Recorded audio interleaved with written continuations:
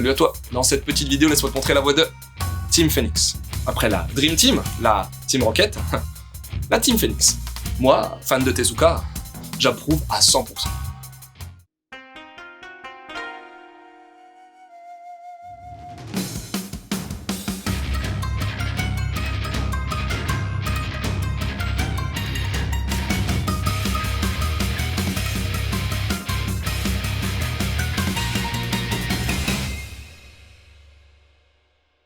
L'histoire? Faire simple, dans le futur, les robots ont plus ou moins pris le pouvoir dans la galaxie. Bon, il reste des espèces vivantes, les biologiques, mais ils sont très peu nombreux et sont asservis à l'union robotique. Enfin, pas tout à fait. T'en as encore quelques-uns qui luttent, genre Saphir, le prince, et tu comprendras mes grosses guillemets en lisant ce manga, du Silverland, et sa team de pirates de l'espace, composée du Roi Léo et de Shadaku, entre autres. À eux, les affrontements contre Atlas, Pluto et toute la clique des robots. Et si ces noms te sont familiers, c'est normal, puisqu'ils proviennent quasi tous des mangas créés par Tezuka Osamu.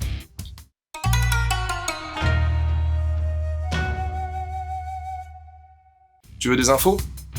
Alors, l'histoire de ce Team Phoenix est un petit peu particulière, puisqu'il s'agit d'un manga commandé par les Japonais, notamment Tezuka Production et Tezuka Makoto, l'un des fils de Tezuka Osamu, réalisé par un Espagnol, Kenny Ruiz. Lui, il a créé un paquet de BD européennes, genre Magic 7, ou bien un Spirou, mais comme j'y connais que dalle, je préfère pas trop m'attarder. C'est un grand fan de Tezuka et il a bossé à l'époque sur Tezukomi, le recueil hommage à Tezuka. Alors, quand on est venu le chercher pour ce projet, ni une ni deux, il a foncé.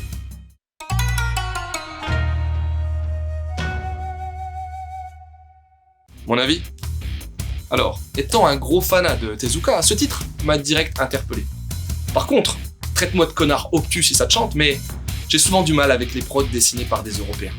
Mais bon, comme je voulais pas mourir idiot et que ce titre a été publié au Japon dans le Besatsu Shonen Champion, j'ai tenté et je dois te dire que mon avis est assez mitigé. Déjà, le design, j'ai du mal. Non, c'est pas moche, c'est pas mal découpé, mais c'est pas du tout mon style de prédilection. Ça fait trop européen par moment, et j'ai toujours eu du mal avec le dessin manga, c'est-à-dire la tentative de copie du trait des Japonais par des Européens. Mais bon, je peux presque passer outre. Non, j'ai eu beaucoup de mal à entrer dans l'histoire.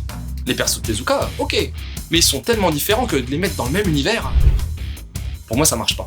Genre voir Léo dans un vaisseau spatial tirant des missiles, nah. Ensuite, narrativement, j'ai trouvé ça hyper décousu.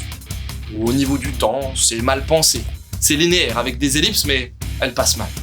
Après, au fil du tome, je suis rentré un peu dans l'histoire, en faisant abstraction du fait des noms des persos, et là, on se retrouve face à un récit SF assez basique qui pourra sans doute plaire. Franchement, l'idée d'un Avengers dans l'univers de Tezuka était un pari risqué, vu la variété des œuvres du maître. Et, pour le moment, pari perdu, de mon point de vue.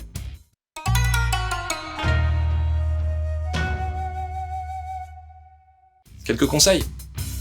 Quitte à être dans un pot pourri de Tezuka, je préfère rejouer au Columns Game Boy Color Tezuka Osamu Characters. Jump Force, un autre jeu vidéo crossover des grosses licences du Weekly Shonen Jump. Là aussi, du fanservice en véritable liant. Un de mes titres préférés du maître, et comme ça va être réédité en 2023, Blackjack. Oh yeah! Voilà, c'est terminé, j'espère que cette petite chronique t'aura donné envie de lire Team Phoenix. Sur ce, je te laisse et continue sur la voie du manga.